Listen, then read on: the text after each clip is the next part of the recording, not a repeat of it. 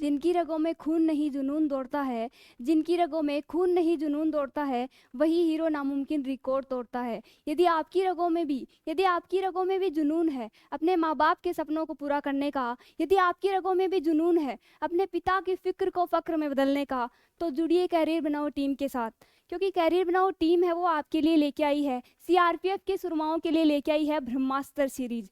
40 दिन की सटीक रणनीति लेके आई है, 40 दिन की बिल्कुल सटीक रणनीति आपके लिए लेके आई है।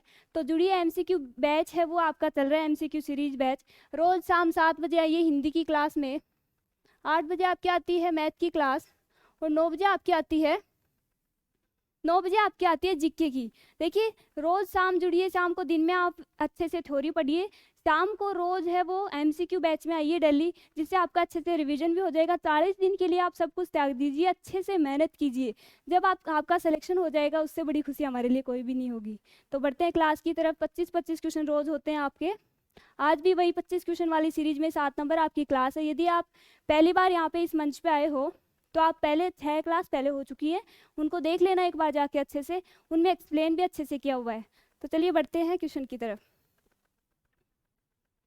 पहला आपका क्वेश्चन है, दिग्भ्रम का उचित संधि विच्छेद क्या है? दिग्भ्रम जो शब्द है उसका उचित संधि विच्छेद क्या है? दिग्भ्रम शब्द की बात करें, दिग्भ्रम का संधि विच्छेद पूछा है। देखिए संधि से क्वेश्चन है, ये क्वेश्चन आपको करना है, कमेंट करके बताइए जल्दी जल्दी। पहला आपका ऑप्शन है दिक् प्लस भ्रम, दूसरा आपका ऑप्शन है दिक् प्लस भ्रम, तीसरा आपका ऑप्शन है दिग् प्लस भ्रम, 4 नंबर आपका ऑप्शन है दिक् प्लस भ्रम। आंसर बताइए फटाफट। दिग्भ्रम का उचित संधि विच्छेद क्या है? तो देखिए दिग्भ्रम शब्द है उसको तोड़ते हैं। सबसे पहले तोड़ेंगे तो देखिए सबसे पहले क्या करना है, संधि मीन्स होता है दो वर्णों के मेल से जो विकार उत्पन्न होता है उसे अपन क्या कहते हैं, संधि कहते हैं। अब सबसे पहले वर्ड को बोल के देखिए, दिग्भ्रम शब्द को जब अपन बोलते हैं तो उसमें क्या करेंगे, सबसे पहले अपन मूल शब्द निकालेंगे। दिग्भ्रम में मूल शब्द की बात करें तो मूल शब्द होगा आपका भ्रम, मूल शब्द आपका होगा भ्रम। जो बचता है वो प्लस से पहले लिख दीजिए, वही क्या हो जाएगा, संधि हो जाएगी। करना कुछ नहीं है, कुछ चेंज वेंज कुछ भी नहीं करने। देखिए एग्जामिनर आपको शब्द में ही आंसर देता है, बस आपको निकालना आना चाहिए। तो देखिए दिग्भ्रम है, भ्रम आपका मूल शब्द होगा और दिक प्लस से पहले लिख देंगे दिक। अब देखिए दिक है, क का क्या हो गया, ग हो गया। तो चेंज किस में हुआ है, व्यंजन में, कि क का ग हो गया, चेंज किस में हुआ, व्यंजन में हुआ। तो व्यंजन में परिवर्तन हुआ, मतलब दिग्भ्रम में संधि की बात करें तो संधि आपकी हो जाएगी व्यंजन संधि, संधि आपकी हो जाएगी व्यंजन संधि। तो दिग्भ्रम का सही संधि विच्छेद कौन सा हो जाएगा, दिक् प्लस भ्रम। अब देखिए एक एक ऑप्शन की बात करते हैं। पहला आपका ऑप्शन है दिक् प्लस भ्रम है। अब देखो भ्रम जो मूल शब्द है वो तो आपका सही है, लेकिन प्लस से पहले देखिए चेंज आपको मात्रा में भी चेंज नहीं करना है, नए मूल जो शब्द है उसमें भी आपको चेंज नहीं करना है। अब दिग्भ्रम शब्द में दी की मात्रा छोटी है, अब भ्रम शब्द है वो तो सही है, लेकिन दी की मात्रा बड़ी क्यों करेंगे अपन, जो जैसा है उसको वैसा का वैसा लिखेंगे। तो दी की मात्रा बड़ी कर दी, मतलब 1 नंबर ऑप्शन कट गया आपका। दूसरा है देखिए दिक् प्लस भ्रम। अब देखिए इसमें भ्रम जो मूल शब्द है वो तो सही है, लेकिन हाँ ये देखो 2 नंबर आपका ऑप्शन सही है, दिक् प्लस भ्रम। अब इसमें क दिक् प्लस भ्रम, ई की मात्रा भी सही है, क का क्या हो रहा है, गय हो रहा है, मतलब ऑप्शन नंबर 2 आपका बिल्कुल सही है। 3 नंबर है देखिए दिग प्लस भ्रम। भ्रम देखिए मूल शब्द आपका सही है, लेकिन दिग जो शब्द है उसमें गय है वो आधा है, शब्द में गए वो आधा है, तो पूरा कहां से लेके आओगे, तब जोड़ोगे तो ये इसमें तो संधि यानी कि परिवर्तन होता है। तो दिग में क्या परिवर्तन हुआ, ये तो एज इट इज आ जाएगा, तो इसको संधि नहीं क्या बोलेंगे, इसको बोलते हैं संयोग। क्या बोलते हैं, संयोग।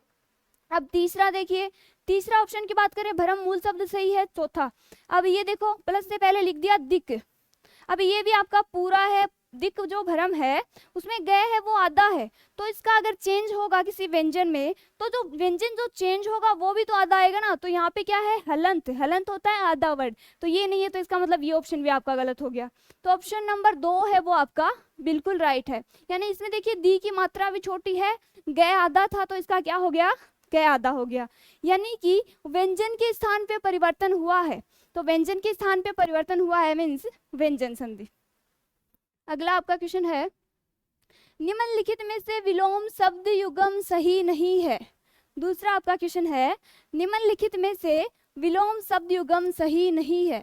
पहला आपका ऑप्शन है प्राचीन का है अर्वाचीन, दूसरा है प्रत्यक्ष का परोक्ष, तीसरा है उपसर्ग का प्रत्यय, और 4 नंबर आपका ऑप्शन है प्रच्छन्न का प्रकट। आंसर कीजिए फटाफट, कमेंट करके बताइए विलोम शब्द का जो कौन सा युगम है वो सही नहीं है। देखिए प्राचीन का अर्वाचीन बिल्कुल सही है, प्रत्यक्ष का देखिए परोक्ष बिल्कुल सही है।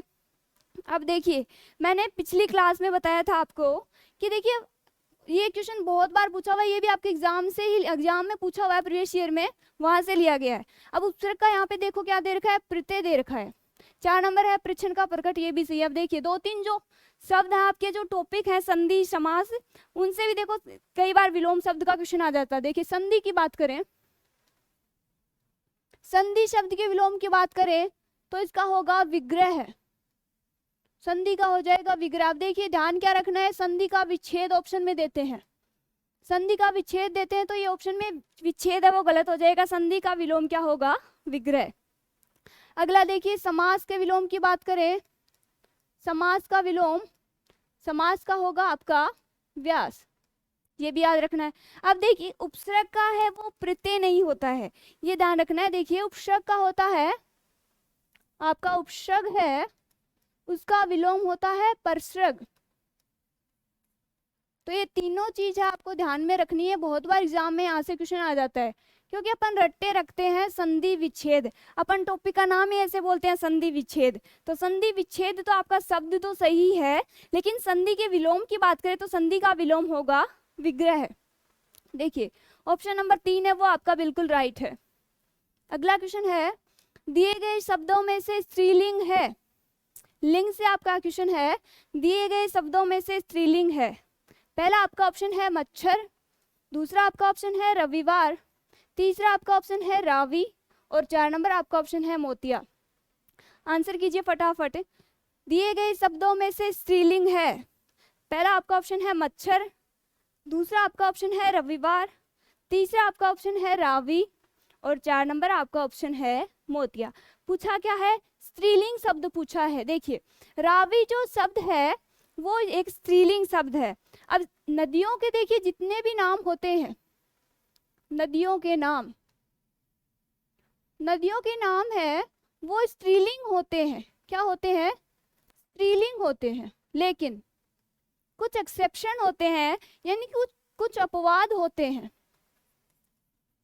जैसे कि ब्रह्मपुत्र है, सोम है, ये नदियां ऐसी हैं जो क्या होती है, पुल्लिंग होती हैं। बाकी नदियों के सभी नाम है वो क्या होते हैं, स्त्रीलिंग होते हैं। ये होती है आपकी पुल्लिंग। तो कई बार यहाँ से भी क्वेश्चन आ जाता है। बात करें मच्छर शब्द है, मच्छर शब्द है वो पुल्लिंग है, लेकिन इसका स्त्रीलिंग क्या होगा, मादा मच्छर। क्या हो जाएगा, मादा मच्छर। तो आंसर कौन सा हो जाएगा, ऑप्शन नंबर 3 है वो आपका बिल्कुल राइट है। देखिए ये दोनों अपवाद है, ये भी आप ध्यान रखना। यहाँ से ब्रह्मपुत्र का ऑप्शन उठा लेते हैं और ऐसे पूछ लेते हैं कि मतलब स्त्रीलिंग दे देंगे, वहां से आपको पुल्लिंग पूछ लेंगे। तो सोम और ब्रह्मपुत्र जो नदियां हैं उनके नाम क्या हो जाएंगे, पुल्लिंग हो जाएंगे। चलिए अगला क्वेश्चन है, शत्रु ने, ये स है, ये अपना ये स है, शत्रु ने तुरंत हथियार रिक्त स्थान दिए, रिक्त स्थान के लिए उपयुक्त शब्द बताइए। ये तो आपका फेवरेट क्वेश्चन है आपकी एग्जाम का, हमेशा आता है। देखो मैंने ये करने का बहुत अच्छा तरीका आपको बताया था। यदि ऐसा क्वेश्चन आता है, यदि आपको आ रहा है तो ठीक है, सीधा सीधा आ रहा है तो ठीक है। सबसे पहले आप वाक्य को बोल के देखिए, एक एक ऑप्शन उठाइए और ऑप्शन को रिक्त स्थान पे रखिए, आपका आंसर सही हो जाएगा। देखिए शत्रु ने तुरंत हथियार खालिस्तान दिए। अब पहला ऑप्शन उठाते हैं, देखिए रख उठाते हैं, शत्रु ने तुरंत हथियार रख दिए। जम रहा है क्या बताइए, बोल के देखिए वाक्य को, शत्रु ने तुरंत हथियार रख दिए। जच रहा है क्या, आपको बोलने में भी अच्छा लगना चाहिए वाक्य, यदि सूट हो रहा है वही आंसर आपका सही हो जाएगा। क्या है, शत्रु ने तुरंत हथियार रख दिए। देखिए ये तो नहीं बैठ रहा है, तो ऑप्शन नंबर 1 है वो आपका गलत हो जाएगा। दूसरा है गिरा, गिरा ऑप्शन रखते हैं। देखिए शत्रु ने तुरंत हथियार गिरा दिए, शत्रु ने तुरंत हथियार गिरा दिए। बताइए सही है क्या ऑप्शन? बोल के देखिए वाक्य को। देखिए ये भी नहीं जम रहा, तो ऑप्शन नंबर 2 भी आपका गलत हो गया। तीसरा है उतार ऑप्शन उठाते हैं। देखिए उतार को रिक्त स्थान पे रखते हैं। शत्रु ने तुरंत हथियार उतार दिए। हथियार उतार दिए, हथियार कोई वस्त्र तो है नहीं जो उतार देंगे। हथियार क्या है?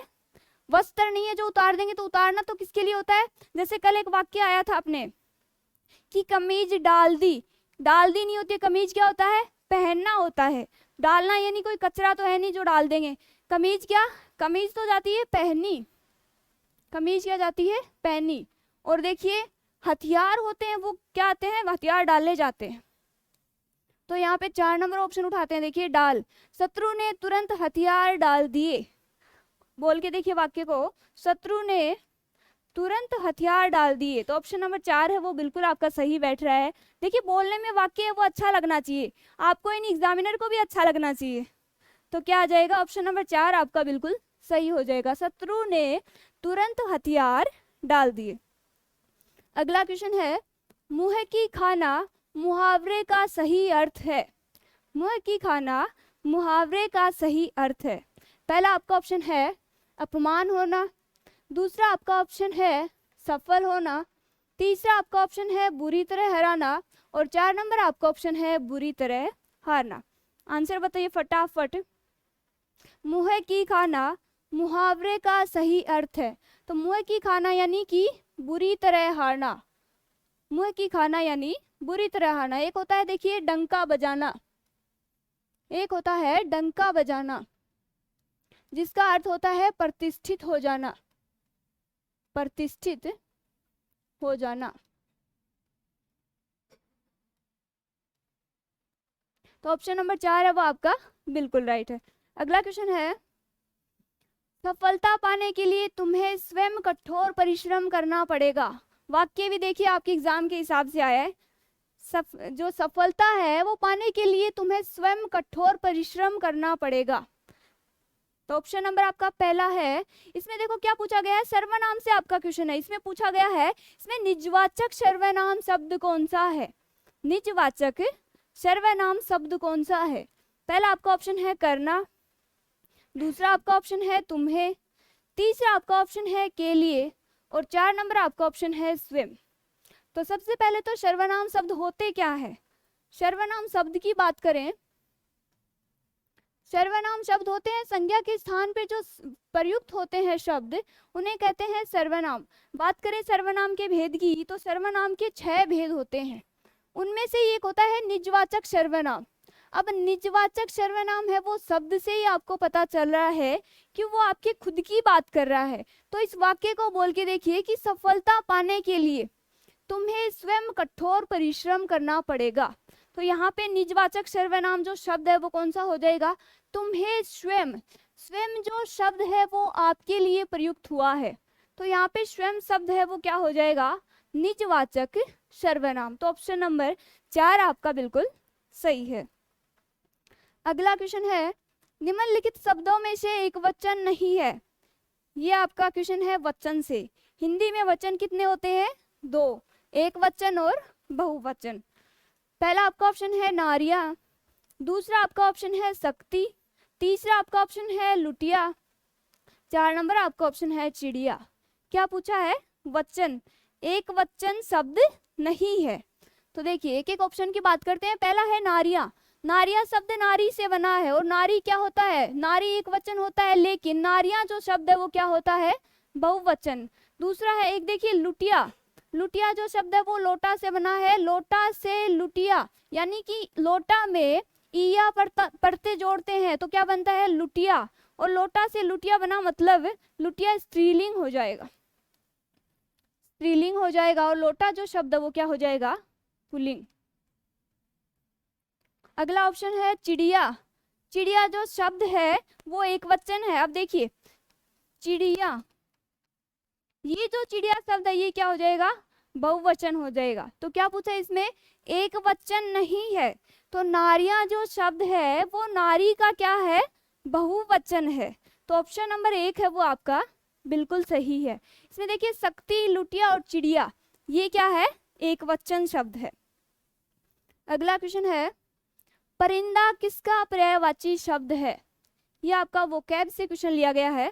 देखिए वोकैब से भी काफी क्वेश्चन पूछे जाते हैं आपके। जो ग्रामर के जो क्वेश्चन है वो तो आपको देखिए शब्द के हिसाब से आप सही कर दोगे। दूसरी बात आई आपकी वोकैब की, यानी कि जो ये आ गए विलोम आ गए, पर्यायवाची आ गए, आपके शब्दयुगम आ गए, अनेकार्थी आ गए, आपके समानार्थी शब्द आ गए, मुहावरे आ गए, आपके लोकोक्ति आ गई। ये जो क्वेश्चन है वो आपको थोड़े से आपको याद करने पड़ेंगे। बाकी मैं क्वेश्चन है वो एग्जाम ओरिएंटेड आपके लिए लेके आऊंगी। यहाँ से आपके लिए क्वेश्चन आ जाएंगे, यहाँ से ऑप्शन से आ जाएंगे, कुछ कई है वो एज इट इज भी पूछ लिए जाएंगे। तो देखिए परिंदा किसका पर्यायवाची शब्द है? परिंदा, परिंदा किसको बोलते हैं? पक्षी को। परिंदा, पक्षी, विहग, अंडज, ये क्या है?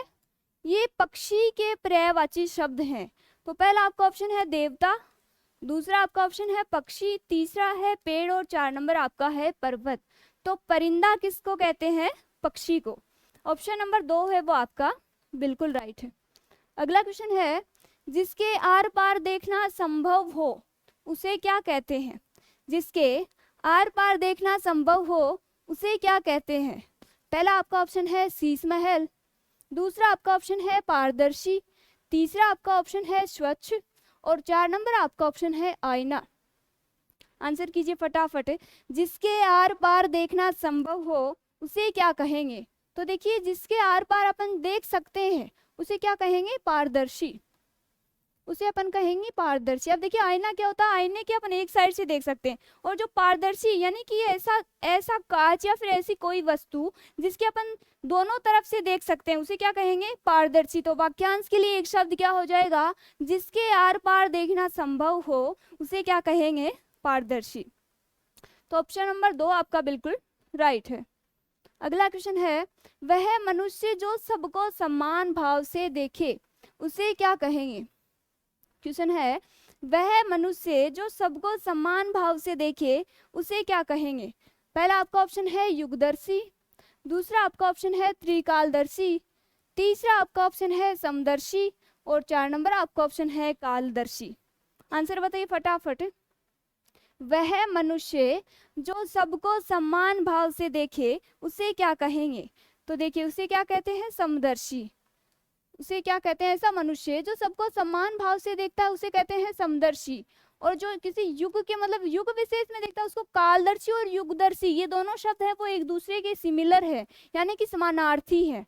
त्रिकालदर्शी है जो तीनों कालों के बारे में देखता है, तीनों कालों के बारे में सोचता है, उसे कहेंगे त्रिकालदर्शी। तो ऑप्शन नंबर 3 है वो आपका बिल्कुल राइट है।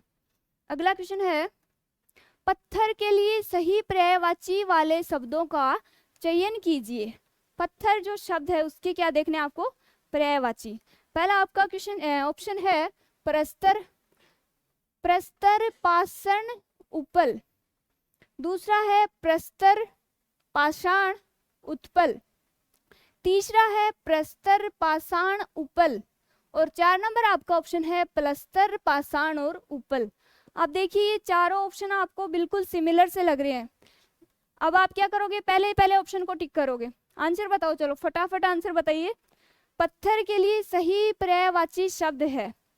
अब कैसे छांटना, कैसे? देखो सभी शब्द है वो आपको एक जैसे लग रहे हैं, लेकिन देखो इनमें थोड़ी थोड़ी सी क्या है? भिन्नता है।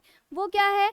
पहला शब्द देखिए आपका प्रस्तर जो शब्द है, ठीक है ये सही है, पत्थर का क्या है? पर्यायवाची है। अब दूसरा शब्द है, इसमें देखो कितनी सी छोटी सी मिस्टेक है, क्या है? पाषाण होता है। ये क्या होता है? पाषाण होता है। इसको अपन ढंग से नहीं पढ़ते हैं और क्या परस्तर, पाषाण, ऊपर से देखिए क्या कर देते हैं? आंसर है वो टिक कर देते हैं, और बाहर आके देखते हैं एग्जाम हॉल से तो पता चलता है कि तो पाषाण नहीं था, क्या था? पाषाण। तो एग्जामिनर है वो आपकी क्या मनोभावना है वो समझता है, और उनको पता है कि वो फर्स्ट वाले ऑप्शन को देखेंगे और जुनून में उसको लगा देंगे आंसर को। तो क्या है क्वेश्चन है वो बड़ी सतर्कता से पढ़ना है। क्वेश्चन में ये देखना है कि पूछ रहा है क्या अगला, फिर ऑप्शन देखने एक एक कि वो क्वेश्चन से रिलेटेड है क्या, उनको ढंग से पढ़ना है सबसे पहले। तो देखिए दूसरे पे है पाषाण, तो पाषाण नहीं होता, ये क्या होता है? पाषाण। तीसरा है उपल। अब देखिए ये ऑप्शन आपका कट गया, क्यों कट गया? पाषाण नहीं होता है, क्या होता है? पाषाण होता है। अगला क्या है? एक एक ऑप्शन को काटना सीखिए आप। दूसरा देखिए परस्तर जो शब्द है वो तो पत्थर का पर्यायवाची है, सही है। अब देखिए दूसरा है पाषाण, ये भी सही है, पाषाण भी क्या है, पत्थर का पर्यायवाची शब्द है। तीसरा है उत्पल, उत्पल शब्द की बात करें, देखिए एक होता है उत्पल, उत्पल होता है कमल और उपल होता है पत्थर, दोनों में बहुत छोटा सा डिफरेंस है, ये ध्यान रखना। अब देखिए दूसरा ऑप्शन कैसे गलत हो गया, इसमें प्रस्तर और पाषाण है वो तो बिल्कुल सही थे, लेकिन उत्पल शब्द है वो क्या है, पाषाण यानी कि पत्थर का पर्यायवाची नहीं होके कमल का पर्यायवाची शब्द है, तो ऑप्शन नंबर 2 भी गलत हो गया।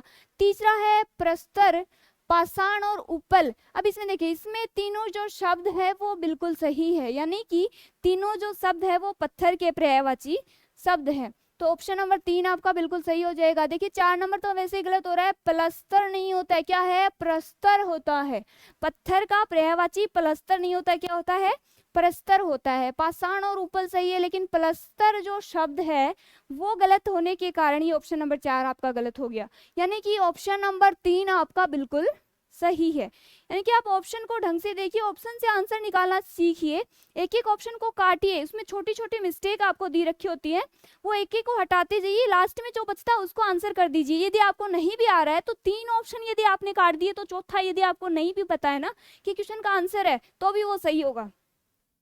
देखिए अगला क्वेश्चन है, रिक्त स्थान के लिए पौष्टिक भोजन आवश्यक है। ये आपकी एग्जाम का फेवरेट क्वेश्चन है। ये ऐसे क्वेश्चन क्या है, आपकी ये जो सामान्य जानकारी उनके बारे में बताता है। देखिए रिक्त स्थान पे अलग अलग ऑप्शन है, ये रखेंगे एक एक। क्या है, रिक्त स्थान के लिए पौष्टिक भोजन आवश्यक है। पहला आपका ऑप्शन है स्वास्थ्य, दूसरा है जीवंतता, तीसरा है अस्वास्थ्य और 4 नंबर आपका ऑप्शन है बीमारी। आंसर कीजिए फटाफट। रिक्त स्थान के लिए पौष्टिक भोजन आवश्यक है, तो देखिए एक एक ऑप्शन रखते हैं। पहला ऑप्शन रखते हैं स्वास्थ्य, बोल के देखिए, जोर से नहीं बोलना है, मन मन में बोल के देखना है। स्वास्थ्य के लिए पौष्टिक भोजन आवश्यक है, वाक्य आपको सही लगना जरूरी है, आपको इन एग्जामिनर को भी सही लगना जरूरी है। स्वास्थ्य के लिए पौष्टिक भोजन आवश्यक है, ऑप्शन नंबर 1 है वो जम रहा है, बाकी 3 ऑप्शन है वो भी आप रख के देखिए। जीवंतता के लिए पौष्टिक भोजन आवश्यक है, तीसरा है अस्वास्थ्य के लिए पौष्टिक भोजन आवश्यक है, तो देखिए अस्वास्थ्य के लिए पौष्टिक भोजन आवश्यक है, ये ऑप्शन तो वैसे कट गया। अब तीसरा है बीमारी के लिए पौष्टिक भोजन आवश्यक है, ये भी कट गया। अब ऑप्शन नंबर 1 है वो जम रहा है, देखिए बोल के देखिए वाक्य को कि स्वास्थ्य के लिए पौष्टिक भोजन क्या है, आवश्यक है, तो 1 नंबर ऑप्शन आपका बिल्कुल सही है। अगला है कमल का पर्यायवाची शब्द बताइए। कमल जो शब्द है उसका पर्यायवाची शब्द बताइए। पहला आपका ऑप्शन है वनप्रिया, दूसरा आपका ऑप्शन है रक्त पुरुष, तीसरा है आपका नील पुरुष और 4 नंबर आपका ऑप्शन है सरोज। तो कमल के पर्यायवाची बहुत बार एग्जाम में पूछे जाते हैं, चाहे कोई सी भी एग्जाम हो, सब में कमल के हो गया या फिर बादल के हो गया, इनके देवता के हो गया या फिर पक्षी के, इनके पूछते रहते हैं, तो इनके तो आपको आने चाहिए, ये तो रटी लो आप। कमल देखिए कमल है, उसके इसकी देखो एक आपको छोटी सी निशानी बताती हूँ। कमल शब्द के जो भी पर्यायवाची शब्द होंगे उनका अंतिम जो शब्द है यानी कि जय प्रत्यय से युक्त शब्द होंगे लगभग। अब देखिए सरोज शब्द है, सरोज शब्द में अंतिम अक्षर है जय, सरोज का अर्थ होता है सर में जिसने जन्म लिया हो, यानी कि तालाब में उत्पन्न होने वाला। जय का अर्थ होता है जन्म लेना, जन्म लेना। सरोज हो गया आपका, आपका नीरज हो गया यानी कि नीर में जिसने जन्म लिया हो।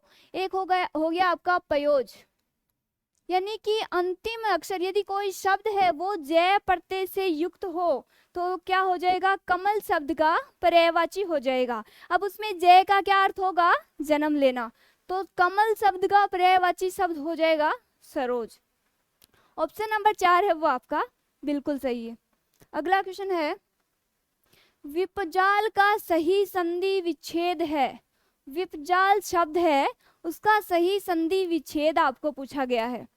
संधि में से क्वेश्चन है, आप आंसर बताइए फटाफट।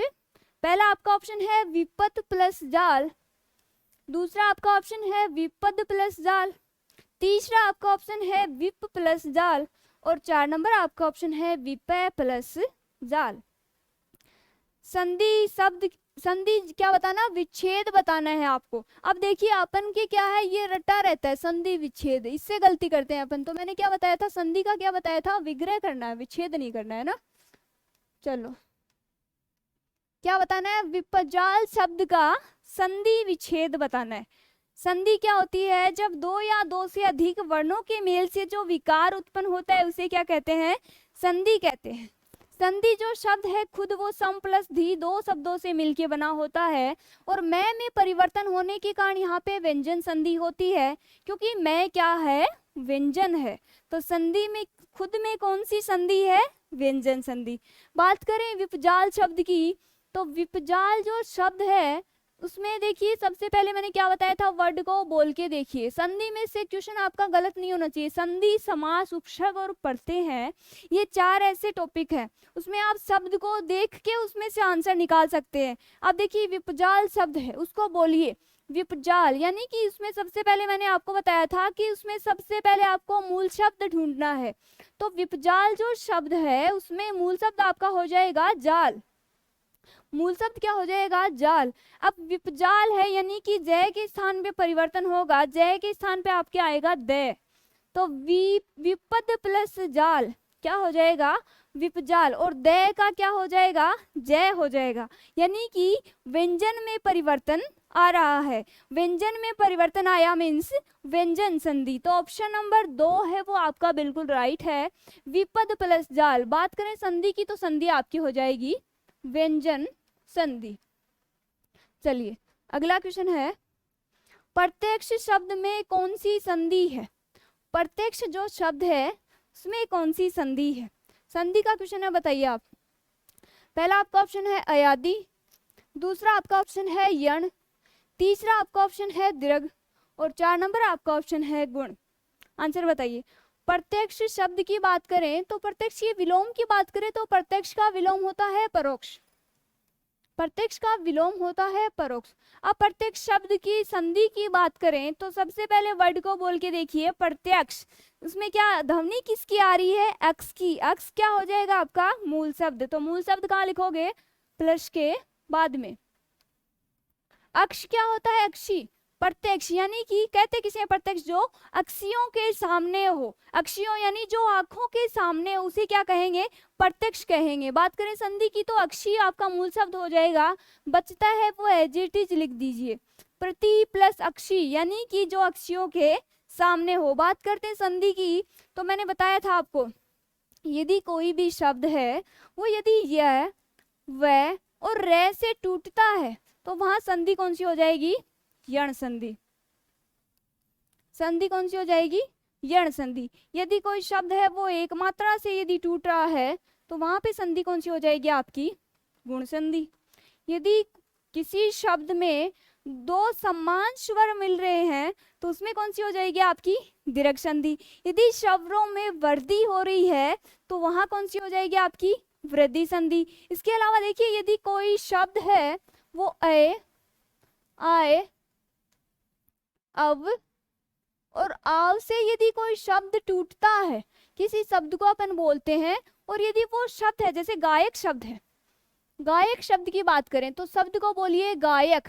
गायक में ध्वनि किसकी आ रही है, आय की, आय की आ रही है। मतलब देखो रूल नहीं रटने आपको, शब्द से आपको मैंने संधि करनी सिखाई है, शब्द से ही मैंने आपको समास, उपसर्ग और प्रत्यय, ये चारों तो ऐसे आपको रूल नहीं रटने। यदि देखो यदि आप रूल रटने के लिए बैठ जाओगे तो आपको सारी खिचड़ी हो जाएगी और सारा मिक्स हो जाएगा आपके, और एक भी याद नहीं रहेंगे। तो क्या आपको शब्द से आंसर निकालने हैं। तो देखिए गायक शब्द की बात करें, गाय में आपकी आ रही है आय की ध्वनि। अब आय की ध्वनि आ रही है, यदि कोई शब्द में अय आए, अब वो राव की ध्वनि आती है तो वहां बिना सोचे समझे अयादि संधि टिक कर देना, अयादि संधि टिक कर देना। अब आय की ध्वनि आ रही है तो आगे क्या आ जाएगा, अक, मूल शब्द क्या आ जाएगा, अक।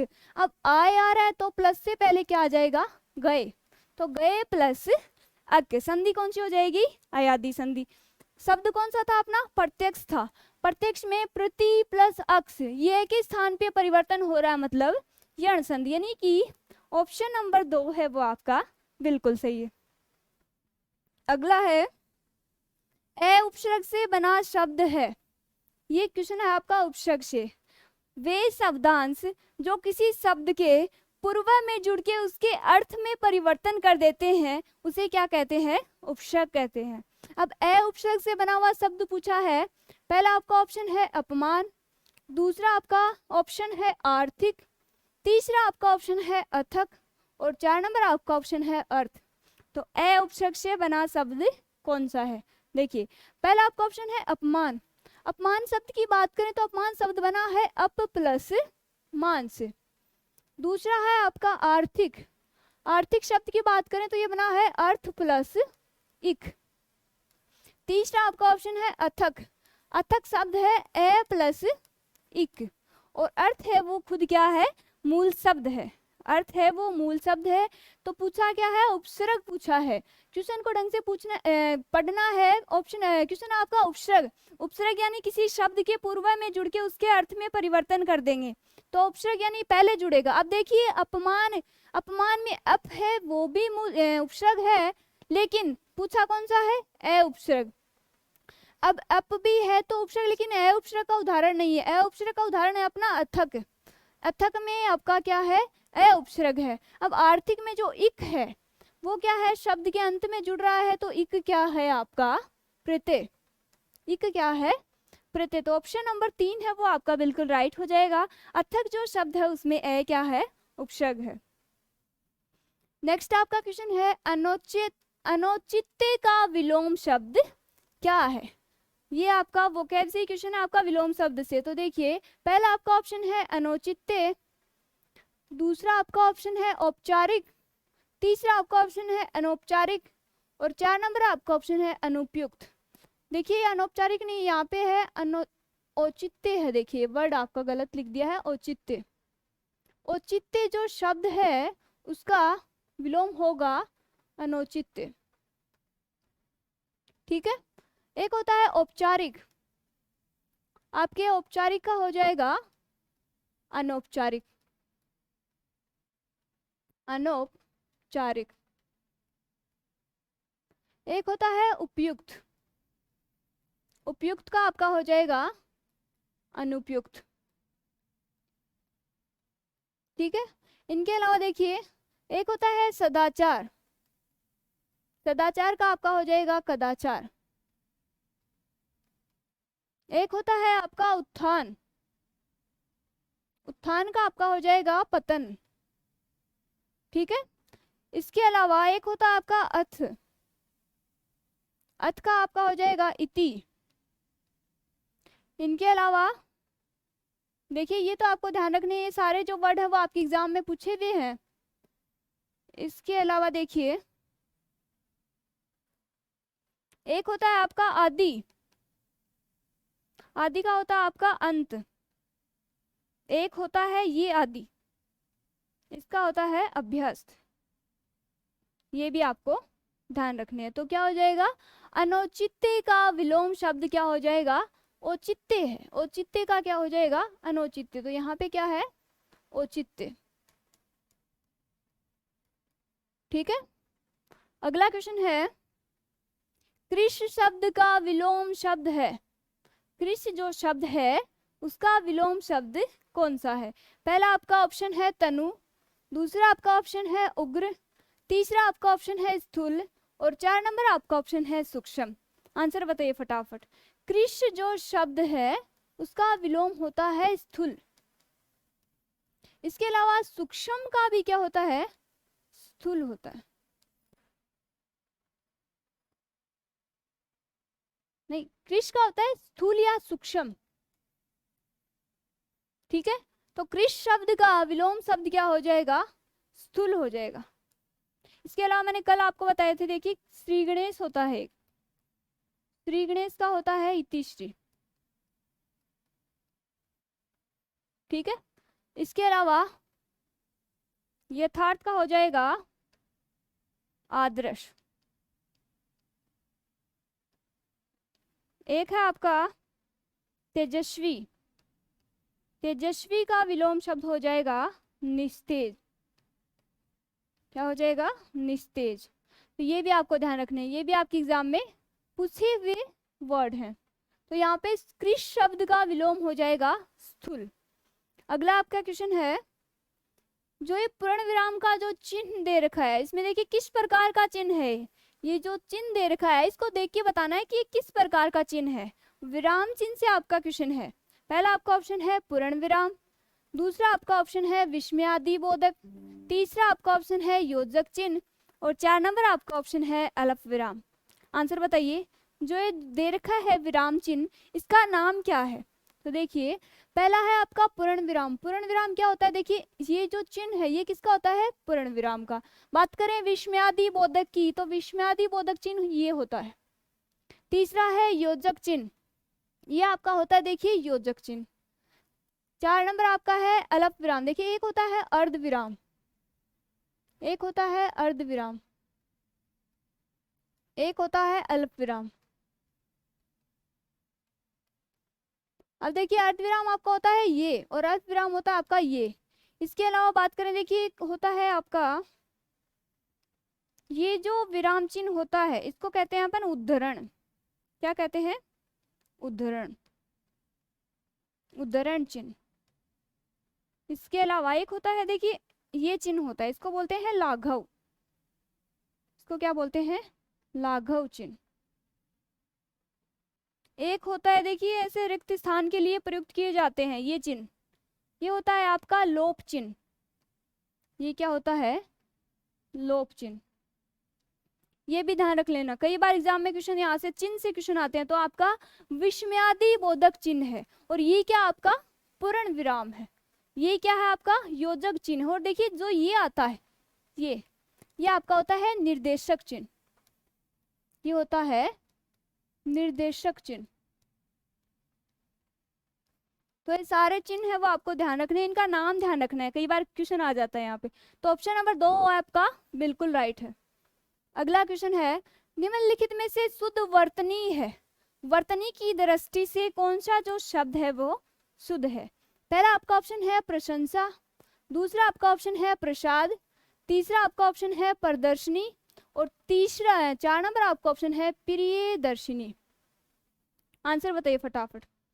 तो देखिए पहला जो आपका ऑप्शन है प्रशंसा शब्द है वो गलत है। प्रशंसा शब्द कैसे लिखा जाता है, ये वर्तनी की दृष्टि से बिल्कुल राइट है। दूसरा शब्द है आपका प्रसाद, प्रसाद शब्द में स है वो ये आएगा, ये आपका बिल्कुल राइट है। तीसरा है प्रदर्शिनी, देखिए प्रदर्शिनी नहीं होता है, प्रदर्शनी होता है। क्या होता है, प्रदर्शनी। और 4 नंबर आपका ऑप्शन है प्रियदर्शनी। तो देखिए प्रियदर्शनी शब्द है वो वर्तनी की दृष्टि से बिल्कुल राइट है, प्रियदर्शिनी। इसके अलावा और वर्डों की बात करें, देखिए जैसे प्रोज्वल शब्द है, प्रोज्वल शब्द है उसमें जय डबल आते हैं। इसके अलावा पुनरवलोकन, पुनरवलोकन शब्द है ये बिल्कुल वर्तनी की दृष्टि से सही है। इनके अलावा नुपुर शब्द है, नुपुर में नू बड़ा आएगा पू छोटा आएगा। इसके अलावा बात करें अपन मिष्टान शब्द की, तो मिष्टान शब्द में न है वो डबल आते हैं। इसके अलावा बात करते हैं सन्यासी शब्द की, तो देखिए सन्यासी शब्द अपन कैसे लिखते हैं, सन्यासी। ये जो वर्तनी की दृष्टि से बिल्कुल ही गलत वर्ड है, ये नहीं होता। सन्यासी क्या होता है, सन्यासी में न है वो दोनों डबल आते हैं। इसके अलावा बात करते हैं श्राप शब्द की। देखिए डेली में आपको ये वर्ड रिवाइज करवाती हूँ, ये वही वर्ड है जो आपके एग्जाम में बार बार पूछे जा रहे हैं। तो देखिए ये साप शब्द होता है, श्राप नहीं होता है, ये ध्यान रखना है। श्राप नहीं होता, ये श्राप शब्द है वो वर्तनी की दृष्टि से शुद्ध है। इनके अलावा देखिए त्योहार शब्द है, उसमें एक मात्रा आती है, दोनों मात्रा नहीं आती है। ये भी आप कई बार गलती करते हैं इसमें, तो इनको भी इसके अलावा ध्यान रख लेना। तो ऑप्शन नंबर 4 है वो आपका बिल्कुल राइट है, प्रियदर्शिनी शब्द है वो बिल्कुल सही है। देखिए प्रदर्शिनी शब्द नहीं होता है, प्रदर्शनी शब्द होता है, और प्रियदर्शिनी में सी की मात्रा आती है। तो ध्यान रखना, प्रसाद में है वो स है वो सड़क वाला आता है, और प्रशंसा में स है वो घुंडी वाला से आता है। तो ऑप्शन नंबर 4 है वो आपका बिल्कुल राइट। अगला क्वेश्चन है, निम्नलिखित में से तत्सम शब्द चुनिए, निम्नलिखित में से तत्सम शब्द चुनिए। अब देखिए व्याकरण में अपने होते हैं, एक तो होता है तत्सम शब्द होते हैं, एक होते हैं आपके तद्भव शब्द, एक होते हैं आपके देशज शब्द, और एक होते हैं आपके विदेशज शब्द। देखिए तत्सम कहते किसे हैं?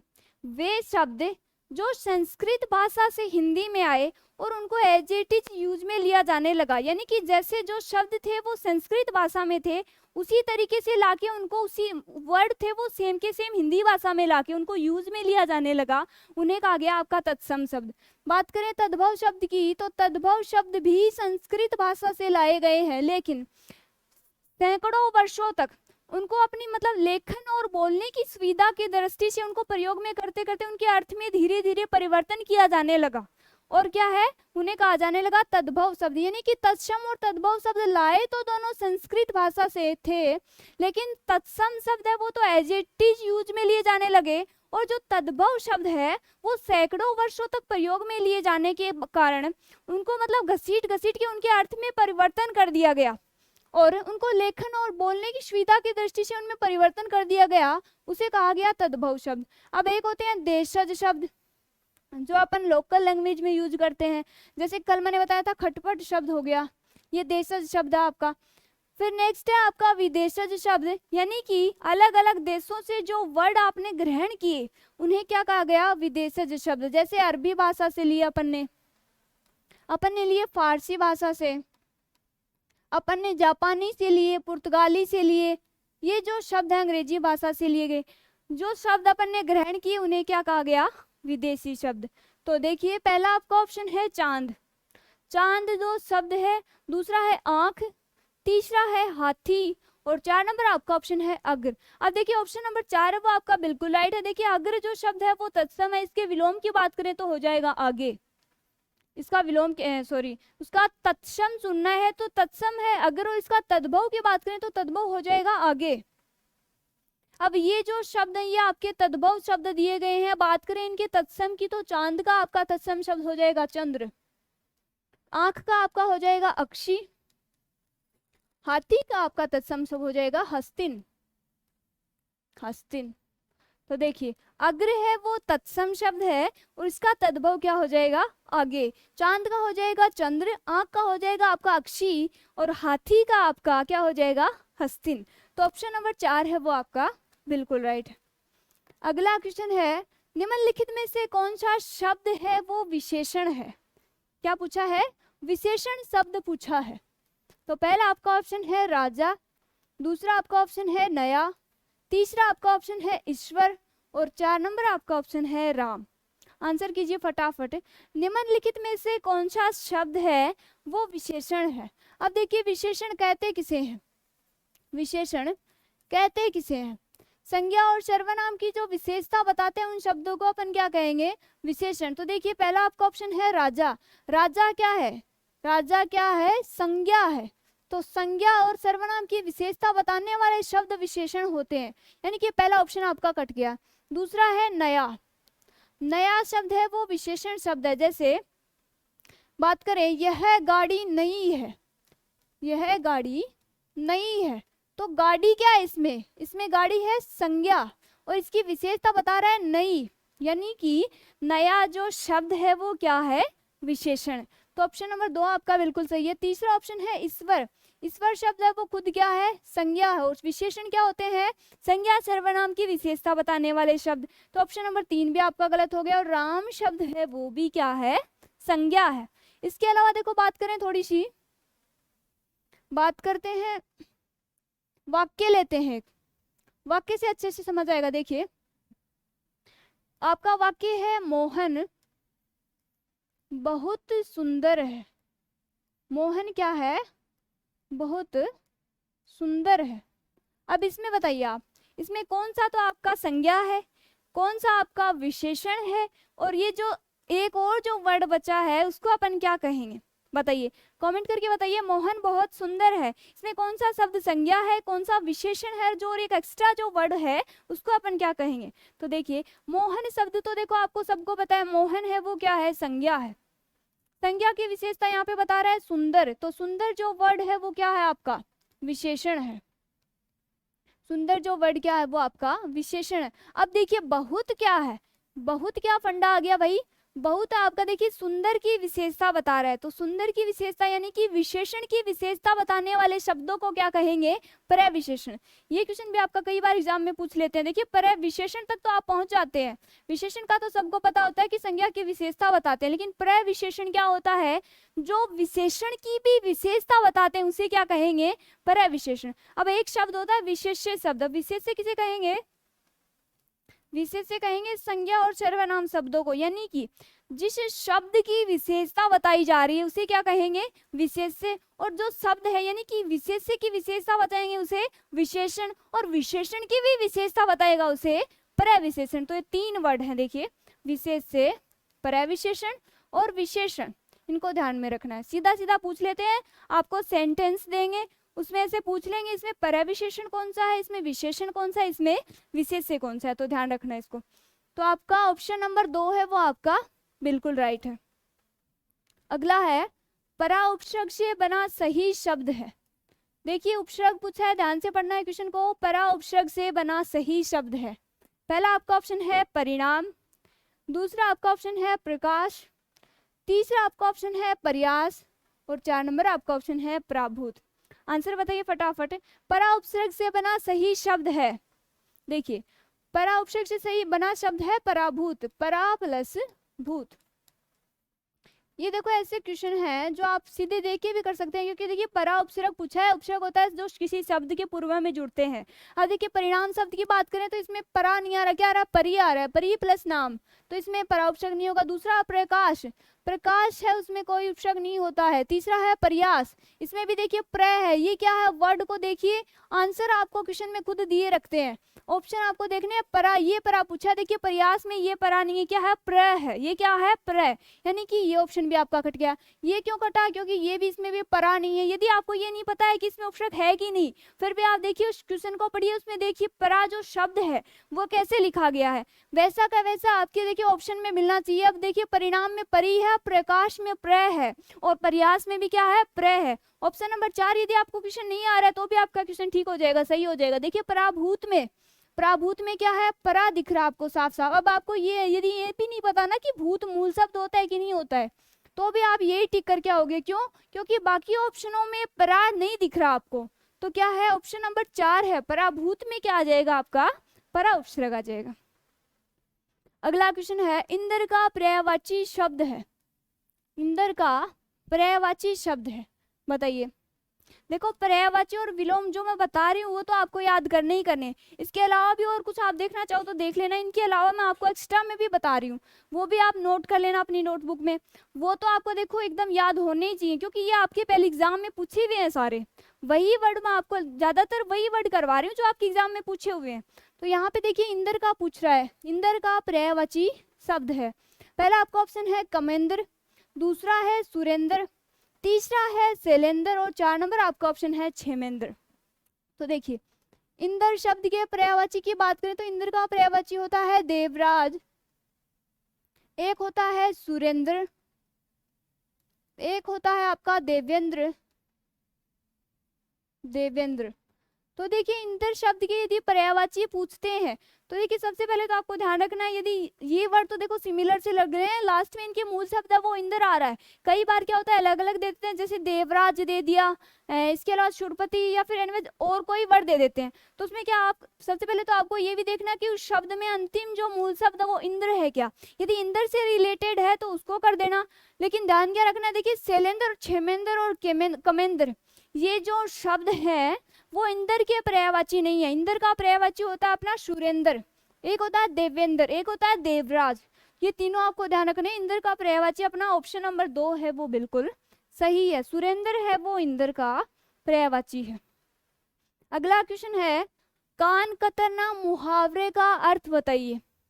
ये आपका क्वेश्चन है मुहावरे से, कान कतरना मुहावरे का अर्थ बताइए। पहला आपका ऑप्शन है बहुत आदर करना, दूसरा आपका ऑप्शन है बहुत तेज दौड़ना, तीसरा आपका ऑप्शन है सोच विचार में पढ़ना, 4 नंबर आपका ऑप्शन है बहुत चालाक होना।